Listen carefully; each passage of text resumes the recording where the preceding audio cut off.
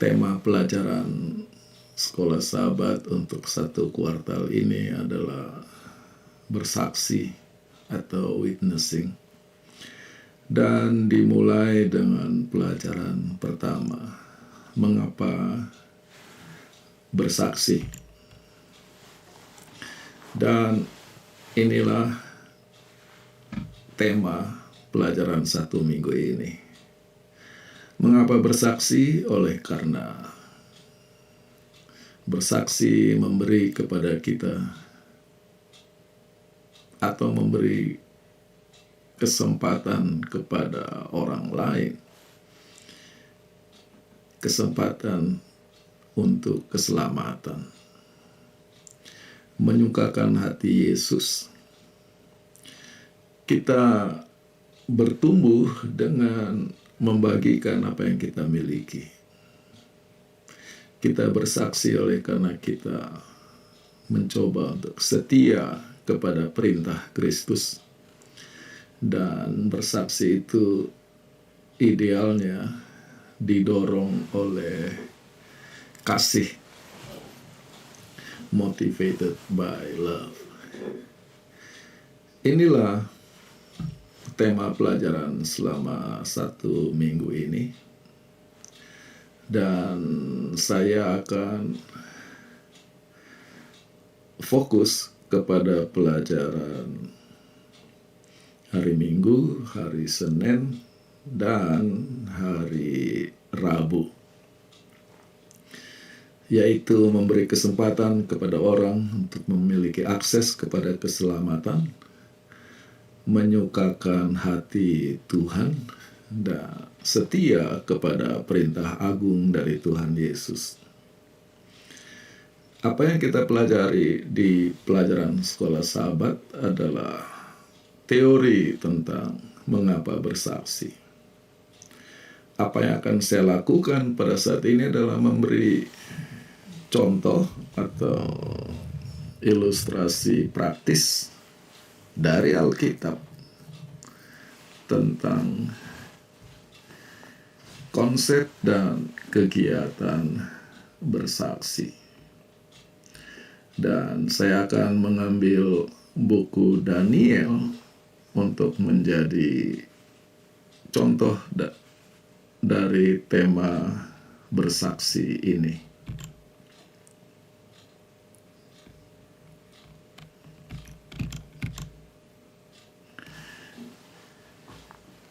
Ketika kita menulis atau membaca Alkitab, bukan menulis. Dan ini sebenarnya berlaku untuk semua kegiatan pembacaan, terutama narasi dalam bentuk cerita. Maka minimal ada 3 titik pandang di sana. Yang pertama adalah perspektif atau titik pandang dari penulis. Yang kedua adalah titik pandang dari para tokoh dalam cerita. Dan yang ketiga adalah titik pandang dari pembaca. Dan setiap kali terjadi proses membaca, sebenarnya secara tidak sadar terjadi interaksi di antara ketiga perspektif ini. Dan dengan mengingat hal ini, kita akan membaca Daniel 1 ayat 1 dan 2. Ada penulis yang menceritakan apa yang terjadi. Di dalam tulisan itu kepada kita disuguhkan para tokoh dalam cerita ini. Dan ada saya yang sedang membaca ayat ini. Daniel 1 ayat 1 dan 2. Pada tahun ketiga pemerintahan Yoyakim, Raja Yehuda, Nebukadnezar, Raja Babylon, datang ke Yerusalem dan mengepungnya. Tuhan menyerahkan Yoyakim, Raja Yehuda, ke dalam tangannya, bersama juga perkakas rumah Tuhan. Dan dia membawa mereka ke tanah Sinear, ke rumah Allahnya, dan ia menyimpan perkakas-perkakas bait suci di rumah perbendaharaan Allahnya. Inilah pembukaan buku Daniel. Dan di sini kita lihat ada 4 pelakon karakter di dalam cerita. Yang pertama Yoyakim, Raja Yehuda. Yang kedua adalah Nebukadnezar, Raja Babylon. Yang ketiga adalah Tuhan. Dan nama Tuhan di sini adalah Adonai dalam bahasa Ibrani, yang artinya My Lord, Tuhanku. Jadi ada hubungan personal antara Tuhan dengan orang yang menyebut nama Tuhan dengan nama ini. Dan tokoh yang keempat adalah Allahnya Nebukadnezar.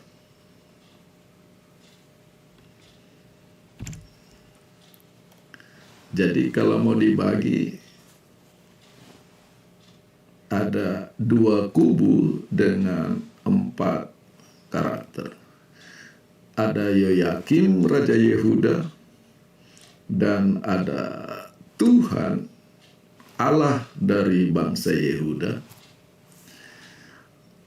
Ada Nebukadnezar, Raja Babylon, dan ada Allah dari Nebukadnezar, Allah dari bangsa Babylon.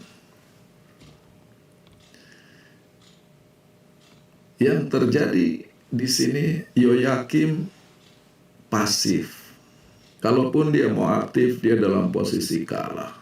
Dia takluk, dia ditawan.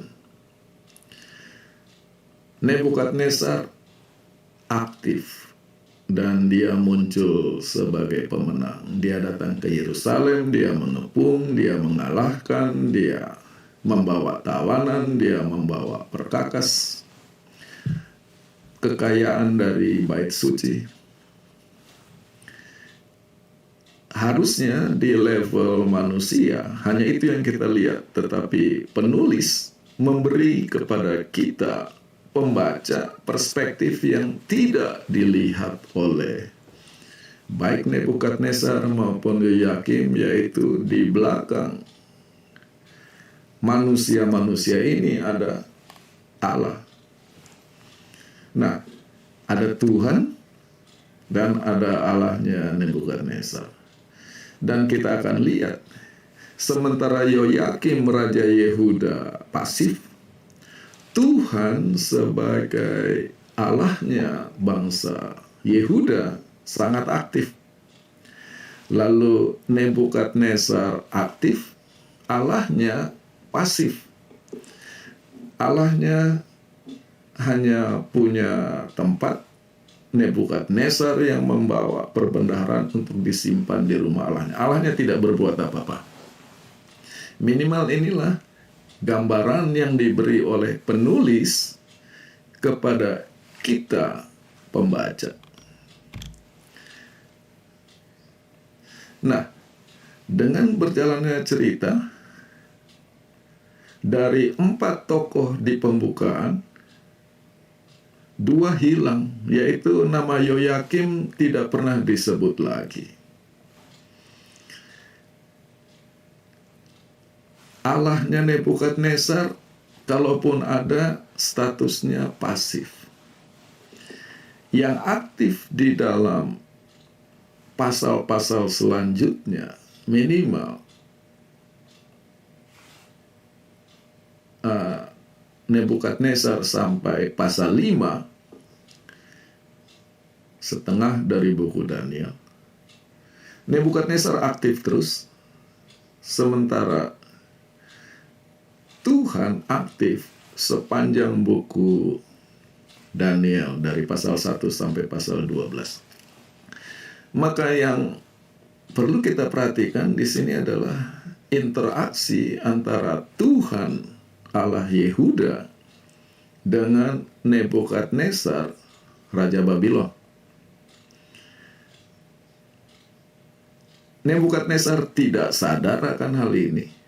Kita sebagai pembaca yang harus cermat melihat hal ini. Lebih jauh lagi, Nebukadnezar tidak tahu bahwa ada Allah bangsa Yehuda di balik semua ini. Maka sekarang kita melihat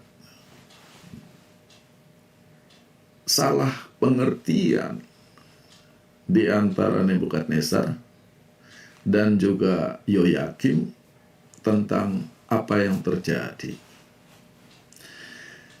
Bagi Yoyakim, dia merasa bahwa Tuhan tidak menjawab doa, Tuhan tidak melindungi, Tuhan tidak menyelamatkan. Bagi Nebukadnezar, semua sukses ini adalah berkat dari Allah yang disembahnya, dewa bangsa Babylon.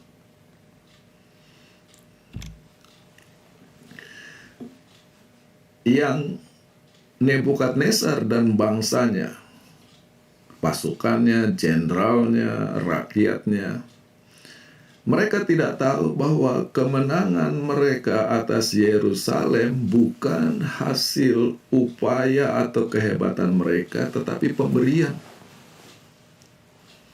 Karena ayatnya mengatakan Tuhan memberi Yoyakim ke tangan Nebukadnezar. Penulis yang tahu ini dan kita yang diberitahu, sementara pelakon tidak tahu. Jadi sementara kemenangannya adalah pemberian Tuhan, gantinya dia bersyukur, mengucapkan terima kasih kepada Tuhan untuk pemberian ini, dia bersyukur kepada objek yang salah, yaitu dia membawa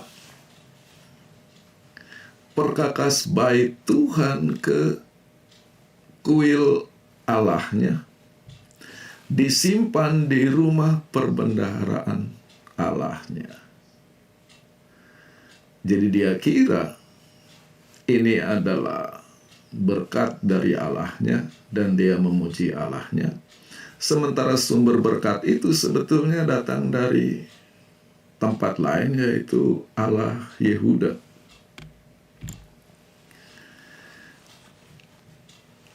Maka sekarang kita pembaca harusnya lebih tajam, lebih luas wawasan kita dalam membaca cerita ini, bahwa frase pembukaan Daniel 1 ayat 2, dan Tuhan memberi, menunjukkan di tengah-tengah kehancuran Yerusalem, takluknya bangsa Yehuda, dibuangnya mereka ke dalam pembuangan, tidak berarti bahwa Tuhan kalah. Tuhan tetap mengontrol keadaan. Ini sekarang menjadi teologi, bahwa secara sejarah politik, secara sejarah militer, faktanya Babylon adalah pemenang, Yehuda adalah pihak yang takluk. Tetapi secara teologi, kekalahan Yehuda tidak otomatis berarti kekalahan Tuhan. Bahwa Yehuda dibuang ke pembuangan tidak berarti bahwa Allah Yehuda tidak berdaya. Jadi sekarang semua karakter dalam cerita Yoyakim dan Nebukadnezar, bangsa Yehuda, bangsa Babylon, semua tidak memiliki pemahaman yang jelas tentang ini. Nah, disinilah secara teologi buku Daniel menunjukkan bahwa pembuangan memang pahit, pembuangan menyakitkan, tetapi pembuangan merupakan kesempatan untuk bersaksi.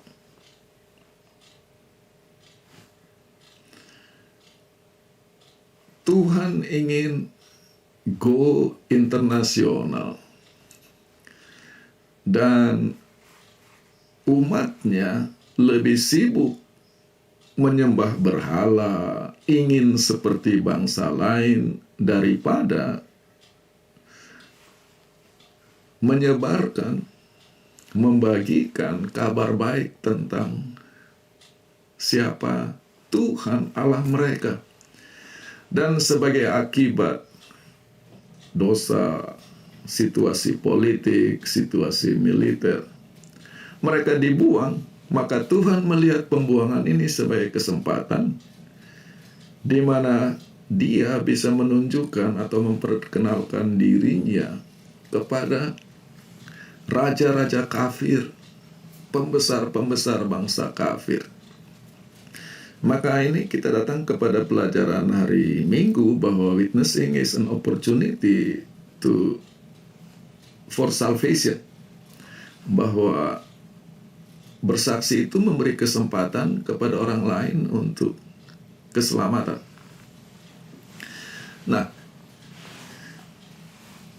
sementara Tuhan rindu memperkenalkan dirinya kepada orang-orang yang tidak mengenal Dia, masalahnya adalah misunderstanding tadi, salah paham tadi. Bangsa-bangsa yang tidak mengenal Tuhan berpikir bahwa Allah mereka sumber segala hal-hal yang baik yang mereka nikmati. Jadi gantinya melalui segala berkat mereka mengenal Tuhan, justru berkat-berkat yang mereka nikmati membuat mereka tidak mengenal Tuhan. Dan di sini Tuhan perlu umatnya.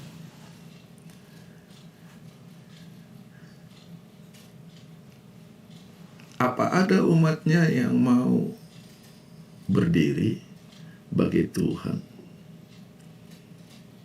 Dan di sisi lain, kemampuan umatnya untuk bersaksi bergantung sepenuhnya kepada berkat perlindungan, pemeliharaan, dan kuasa Tuhan. Jadi di sini ada suatu situasi yang istilahnya simbiotik mutualisme, yaitu saling memerlukan. Tuhan perlu umat supaya ada yang bersaksi bagi Dia. Di sisi lain, umatnya perlu Tuhan supaya mereka bisa bersaksi. Dan dengan latar belakang ini kita perlu baca buku Hosea. Hosea hidup kurang lebih 100 tahun sebelum zaman Yeremia, Daniel, Yeskiel, 100 tahun sebelum pembuangan. Dan melalui Tuhan, nubuatan tentang pembuangan sudah disampaikan. Bagi Anda yang akrab dengan Alkitab, Nabi Hosea diperintahkan Tuhan untuk menikah dengan seorang wanita yang bernama Gomer. Lalu di ayat 3 dan 4, hasil pernikahan tersebut, Gomer mengandung dan melahirkan seorang anak laki-laki. Dan Tuhan memerintahkan Hosea untuk memberi nama anak ini Jezreel. Jezreel dalam bahasa Ibrani artinya Tuhan akan menabur. Dari kata zere, yaitu seeds, biji-bijian atau benih. Nah, kalau orang mau menabur benih, seperti cerita perumpamaan Tuhan Yesus tentang penabur, maka benih itu diambil dan disebarkan ke ladang. Nah, maka menabur identik dengan menyebar, maka sekarang bisa dibaca bahwa Tuhan akan menyebar umatnya. Yang tadinya mereka berkumpul hidup di negeri perjanjian, mereka akan dibuang tersebar ke berbagai penjuru bumi sebagai orang buangan. Maka bayangkan anak laki-laki ini bertumbuh. Ketika ibunya ditanya, siapa nama anak ini? Jezreel. Ketika anak ini sudah lebih besar ditanya, siapa namamu? Jezreel. Tuhan akan membuang, Tuhan akan membuang. Ketika dia bermain dengan kawan-kawannya dan mereka memanggil namanya, Tuhan akan membuang.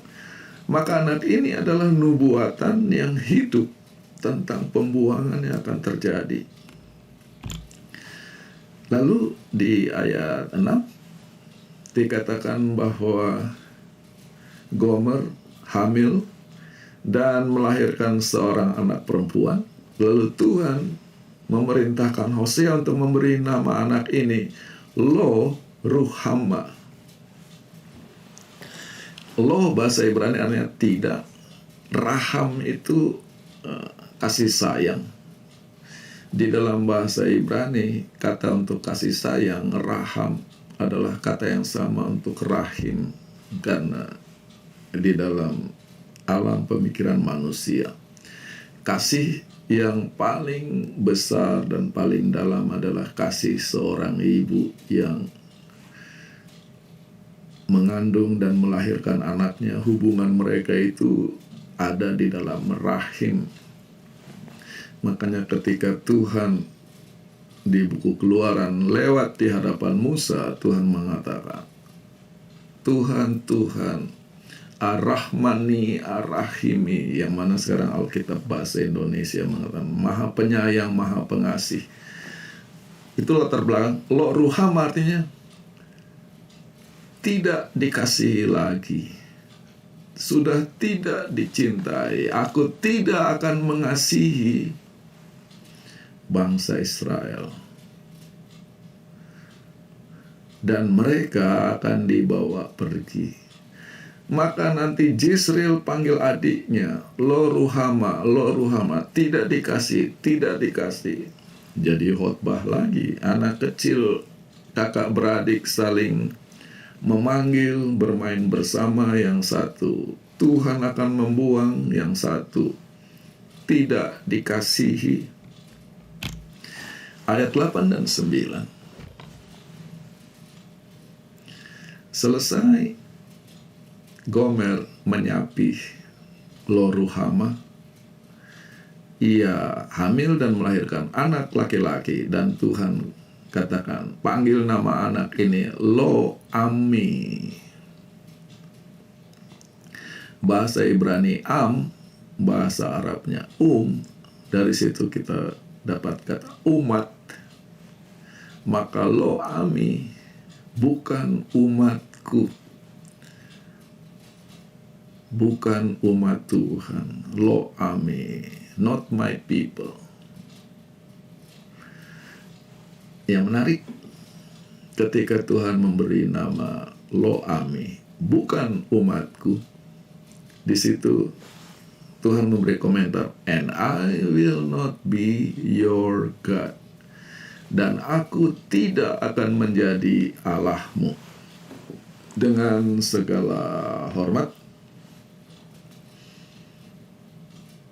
anak kalimat yang terakhir ini, "and I will not be your God," adalah tafsiran, bukan terjemahan. Karena kalau diterjemahkan secara langsung atau literal, kalimatnya membingungkan dan sangat pendek.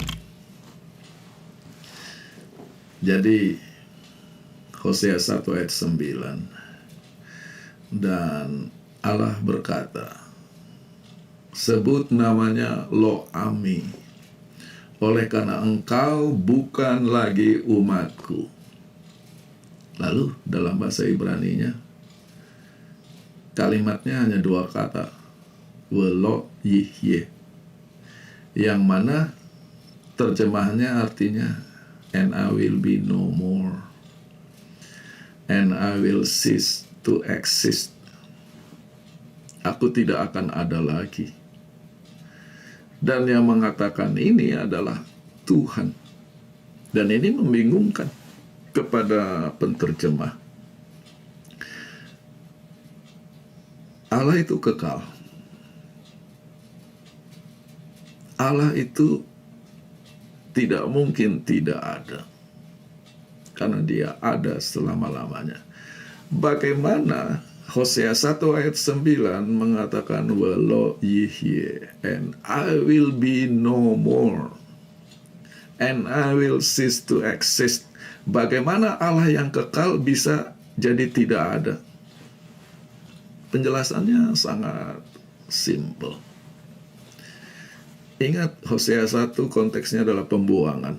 Dari mulai Jezreel, Lo-Ruhama, Lo-Ami. Tuhan sedang melihat resiko dari pembuangan. Kalau nanti di negeri pembuangan mereka, umatnya menjadi penyembah dari Allah-Allah milik bangsa-bangsa mereka dibuang, maka tidak ada lagi yang akan menjadi umatnya. Tidak ada yang akan menjadi umat Tuhan. Dan ketika tidak ada yang menjadi umat Tuhan, nama Tuhan akan berhenti disebut. Dan ketika nama Tuhan berhenti disebut dari satu generasi ke generasi lain, nama Tuhan akan dilupakan. Maka apa yang terjadi? Tuhan ada di sorga. Tuhan tetap hadir. Tetapi di bumi Tuhan tidak eksis oleh karena tidak ada yang menyebut namanya. You are not my people. And when I have no more people in this earth, Lo yihye, I will be no more. I will cease to exist. Maka sekarang kita datang kepada poin yang kedua dari hari Senin, bahwa bersaksi itu menyenangkan hati Yesus, ya oleh karena Mark Finley levelnya baru sampai sana. Tetapi menyenangkan hati Tuhan dalam arti selama masih ada orang yang menyebut nama Tuhan, selama masih ada orang yang membicarakan Tuhan, selama masih ada orang yang berdoa kepada Tuhan, selama masih ada nyanyian-nyanyian yang dikumandangkan di dalam nama Tuhan, Tuhan akan hadir di bumi ini. Tetapi ketika manusia berhenti menyebut namanya, dengan berjalannya waktu Tuhan akan hilang dari bumi, bukan karena Tuhan tidak ada. Maka sekarang kita kembali ke buku Daniel. Dengan adanya pembuangan, resiko menurut Hosea 1 ayat 9, Tuhan akan berhenti untuk eksis. Sudah saya terangkan panjang lebar tadi. Di ayat 3 dan 4, Raja Nebukadnezar memberi perintah kepada Aspenas untuk memilih beberapa orang Israel. Syaratnya dari sudut kelahiran, keturunan raja, yang mana adalah bangsawan. Jadi tidak sembarangan orang secara garis keturunan harus bangsawan. Yang kedua, usianya harus muda, young man.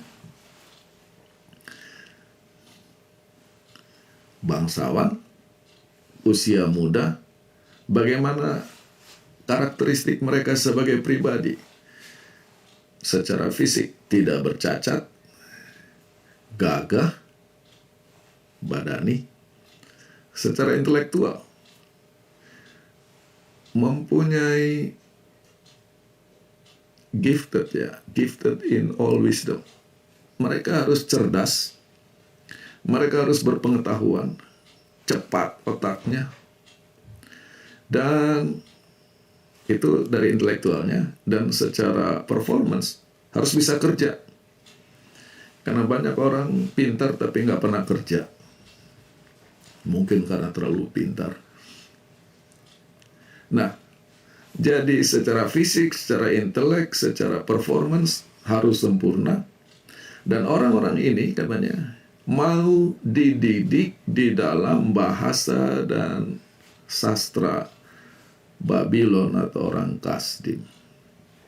Kalau kita baca susunan ayat 3 dan 4 ini adalah anak-anak Israel yang sangat berbakat, penampilannya bagus, mau dijadikan Babylon.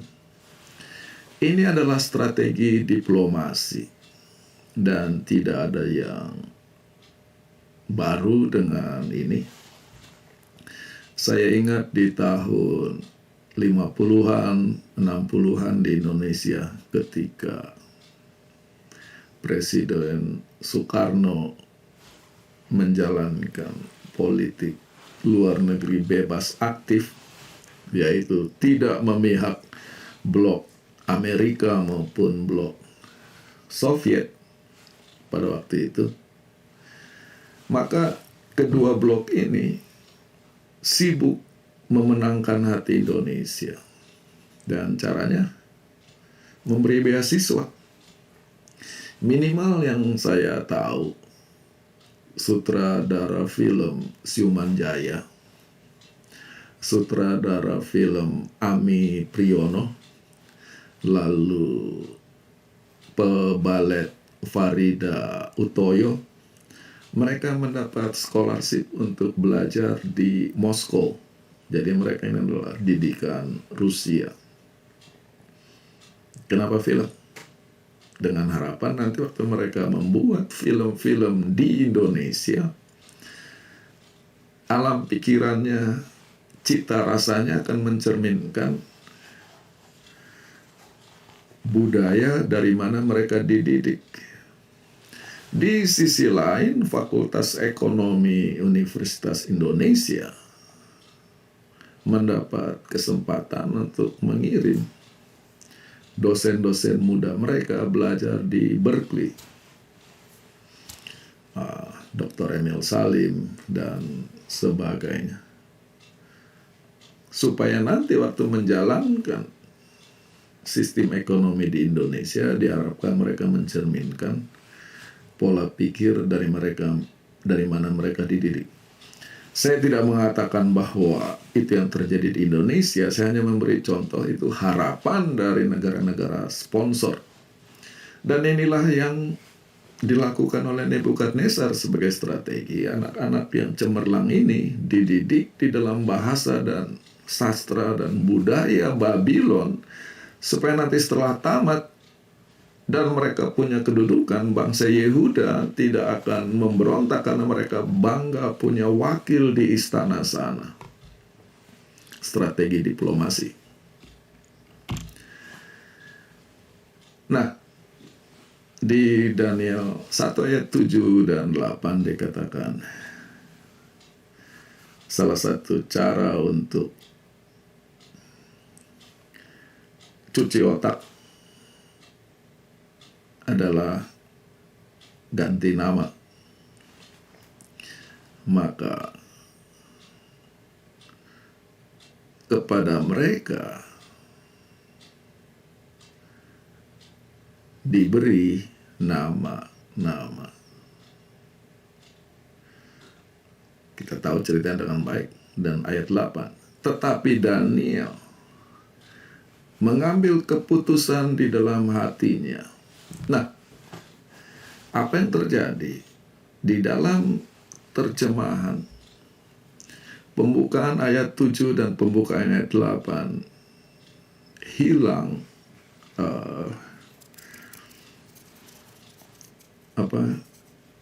literary feature-nya, gaya permainan kata, permainan bahasanya. Karena di dalam bahasa aslinya ayat 7 dan 8 dibuka dengan kata kerja yang sama, wayasem, yaitu di ayat 7, maka diberilah kepada mereka nama, maka Daniel berkeputusan di dalam hatinya, sementara kepada dia diberi sesuatu, Daniel mengambil keputusan. Itu kata yang sama persis. Dan ayat 8 adalah titik balik di dalam buku Daniel. Kepada kita pembaca tidak pernah diterangkan, dan mungkin memang tidak ada keterangan apa yang membuat Daniel mengambil keputusan di dalam hatinya untuk menolak makanan raja. Dia tidak bisa menolak pendidikan. Sudah syukur dia tidak mati, sudah syukur dia tidak jadi budak. Ketika dipilih untuk menerima pendidikan, tidak punya pilihan selain menerima. Ketika namanya diganti, dia tidak bisa menolak. Tapi dia bisa menolak apa yang mau masuk ke dalam tubuhnya, makanan dan minuman. Dan ini adalah inisiatif Daniel pribadi. Kita tidak tahu apa sebabnya, saya sudah katakan tadi, dan kalau ada orang yang tahu itu lebih merupakan spekulasi daripada pengetahuan. Mungkin ini, mungkin tinggalkan saja.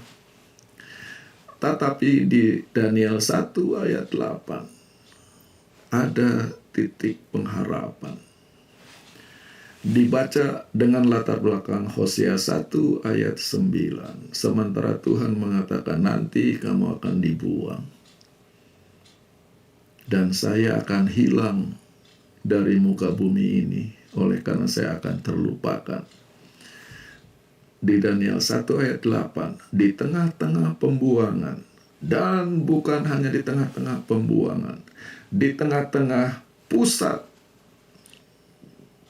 pembuangan, the center of the exile, istana Babylon, ada seseorang yang memilih untuk berdiri bagi Tuhan.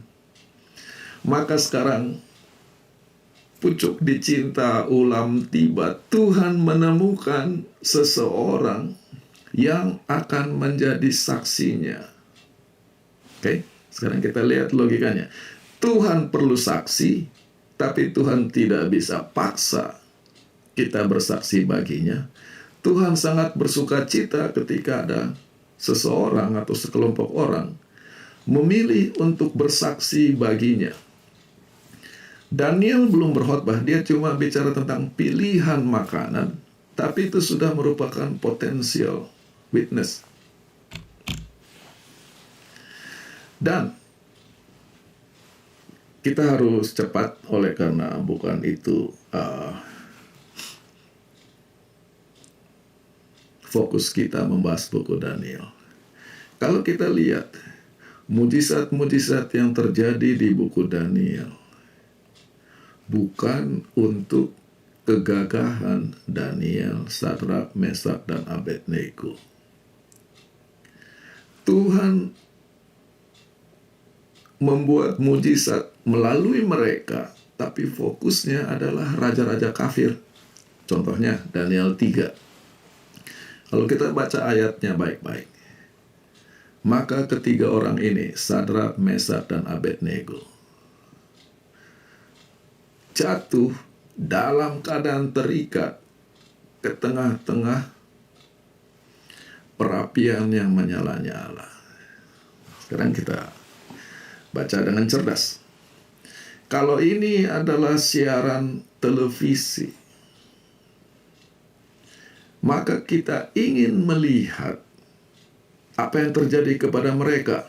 Mereka masuk ke dalam perapian, lalu kita melihat posisi jatuhnya bagaimana, ekspresi wajah mereka bagaimana, usaha mereka di dalam perapian. Kita ingin lihat. Tapi apa yang terjadi di Daniel 3? Fokus kamera dipindah dari perapian ke tempat lain. Ayat 24. Maka Raja Nebukadnezar terheran-heran. Gantinya keinginan kita dipuaskan dengan melihat apa yang terjadi di dalam dapur api. Semua yang terjadi di dapur api kita dengar dari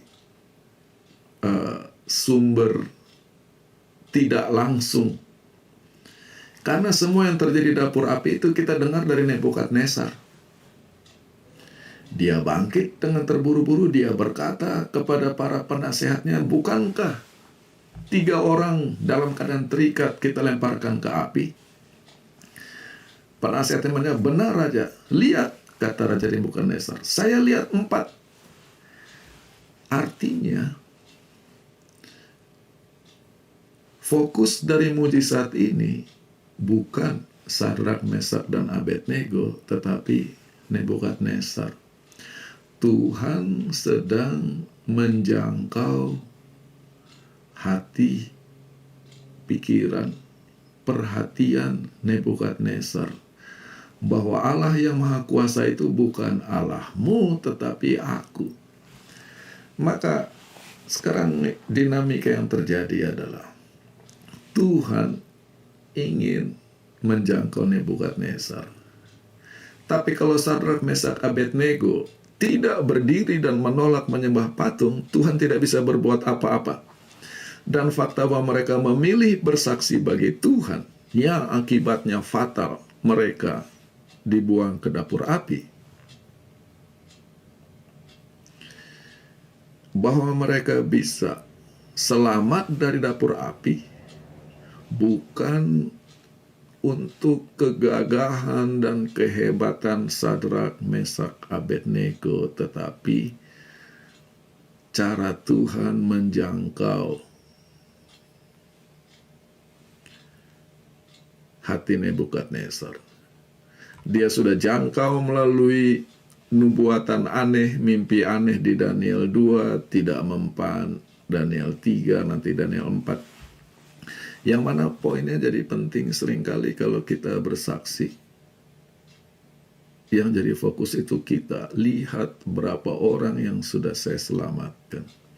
Lihat sudah berapa orang yang saya tobatkan. Lihat gereja kita. Baca Daniel 3 ayat 23 sampai 25. Hal yang sama terjadi di Daniel 6. Daniel masuk lubang singa.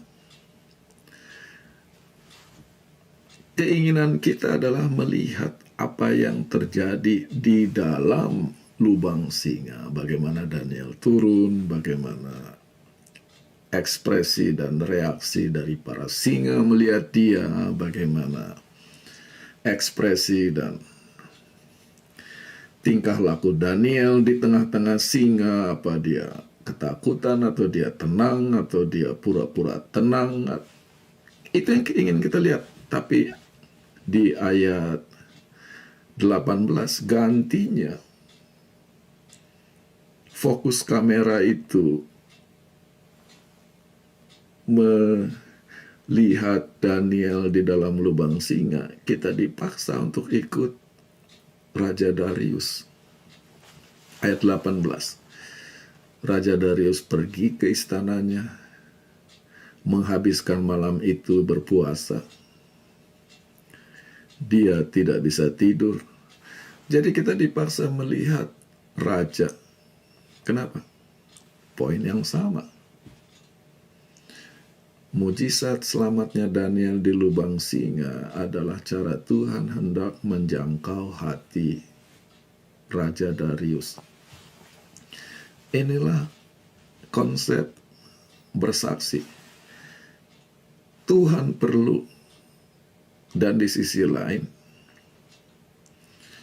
survival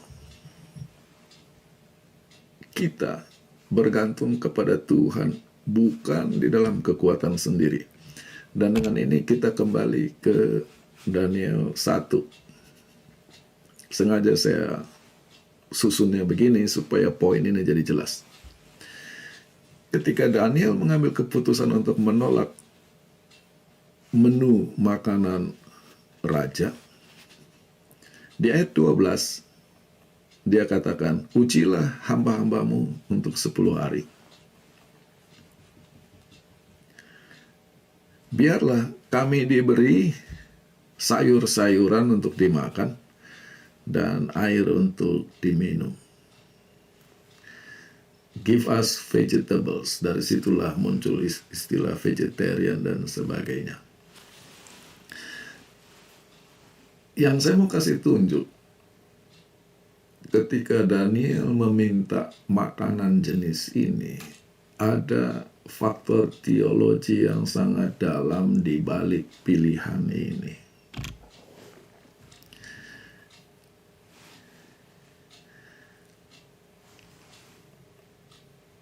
Dia meminta makanan persis seperti makanan yang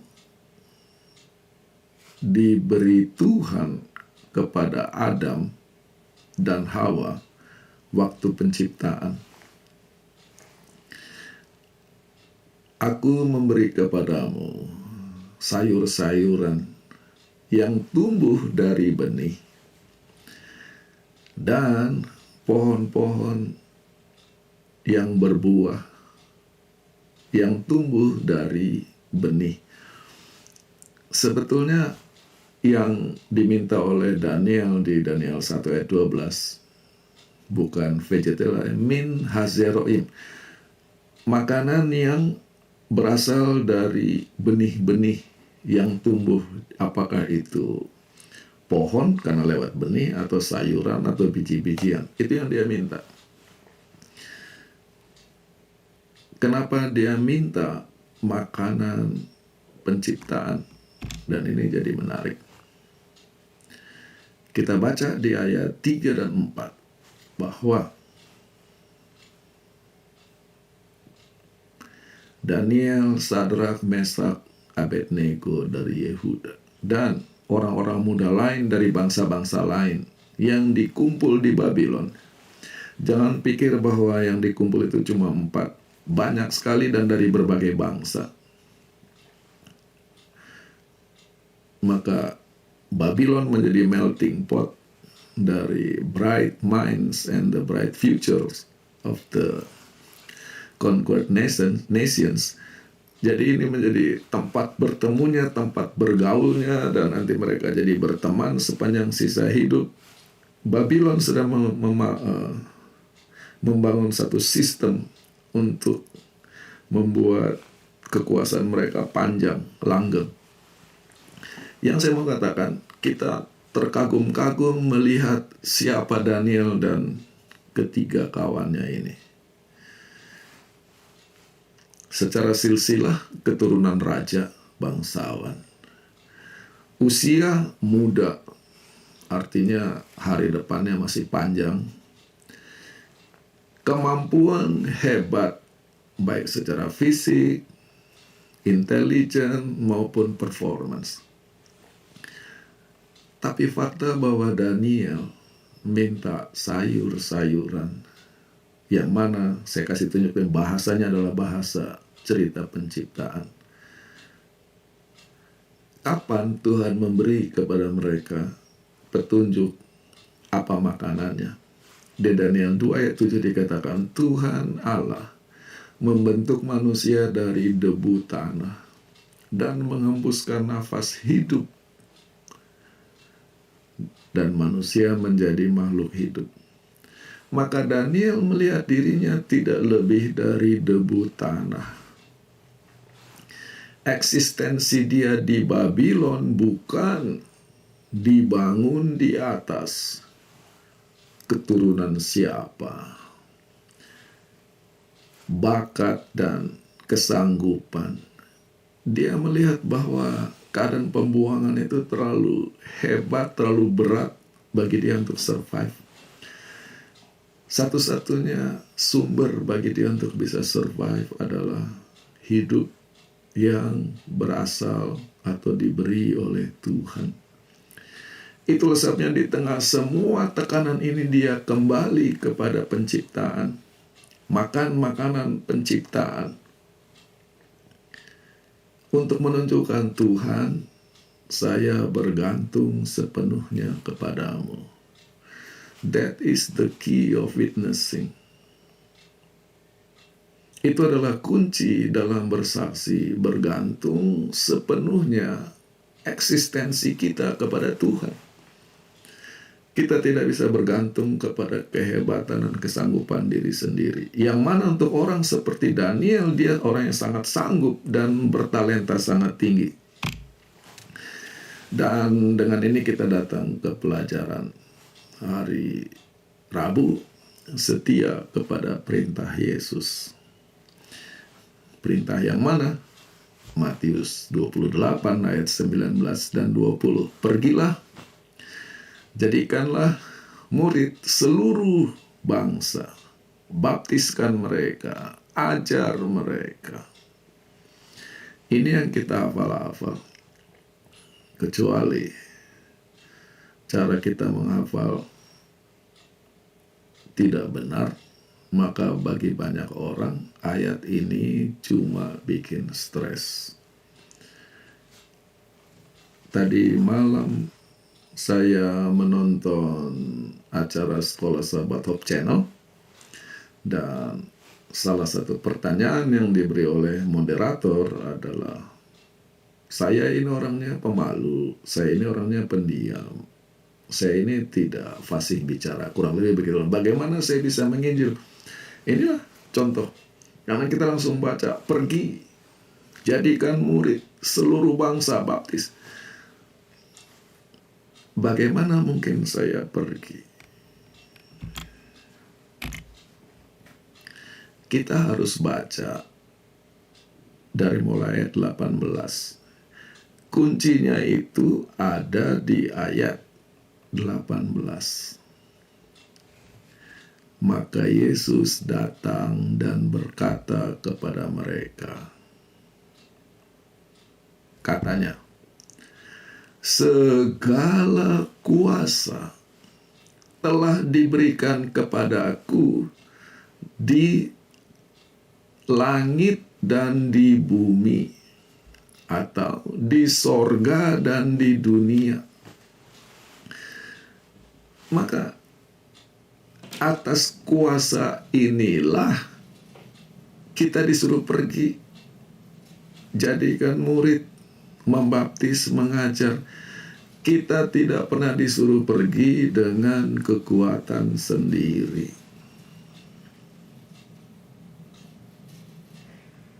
Dan lihat, kekuasaan yang di tangan Yesus itu mencakup langit dan bumi, sorga dan dunia. Jadi kalau cuma segala bangsa itu kecil, karena kekuatan dan kemahakuasaan Yesus itu mencakup langit dan bumi. Ini yang saya akan kutip karena kita sedang belajar pelajaran sekolah Sabat dan audiens saya mayoritas Advent. Ada seorang komentator Alkitab, bukan Advent, yang mana tidak berarti kita tidak bisa belajar, memberi komentar yang unik terhadap Matius 28 ayat 18 sampai 20 tadi. Ini dia katakan, di dalam hayal Daniel tentang 4 binatang di Daniel 7, seorang seperti anak manusia menerima dari yang lanjut usianya kuasa, kemuliaan, dan mandat. Dan di dalam konteks inilah kuasa dan mandat yang dimiliki Yesus. Berdasarkan inilah para murid disuruh pergi untuk menjadikan murid semua orang di mana saja. Jadi kita hafal nubuatan Daniel 7, datang seorang seperti anak manusia menerima kuasa, kemuliaan. Dan kalau digabungkan, kita itu pergi dengan kuasa Tuhan. Maka kalau itu yang terjadi, kita pergi dengan kuasa Tuhan. Baru kita pergi saja, kuasa Tuhan yang terlihat. Persis seperti Daniel. Daniel memilih untuk makan makanan yang Tuhan atur. Mujizat Tuhan yang terjadi. Sadrak, Mesak, Abednego memilih berdiri bagi Tuhan, kemuliaan Tuhan yang terlihat. Ketika Daniel memilih untuk tidak berdoa kepada Allah asing, tetap memilih berdoa kepada Tuhan di Daniel 6, kemuliaan Tuhan yang terlihat. Kita suka rancu atau bingung bahwa bersaksi itu untuk kegagahan kita. Kembali, paradigma yang sama atau rumus formula yang sama. Engkau akan menjadi saksiku di Yerusalem, Yudea, Samaria, dan ujung-ujung bumi. Kita tidak baca pembukaannya. Engkau akan menerima kuasa ketika Roh Kudus turun atasmu. Dan kalau kita sudah terima kuasa, baru kita akan menjadi saksi bagi Tuhan di Yerusalem, Yudea, Samaria, ujung bumi. Kita seringkali berpikir bahwa bersaksi itu inisiatif kita, kekuatan kita, kepintaran kita, yang mana akibatnya lebih banyak frustrasinya daripada puji Tuhannya dan menikmatinya. Mudah-mudahan pelajaran sekolah Sabat hari ini ada gunanya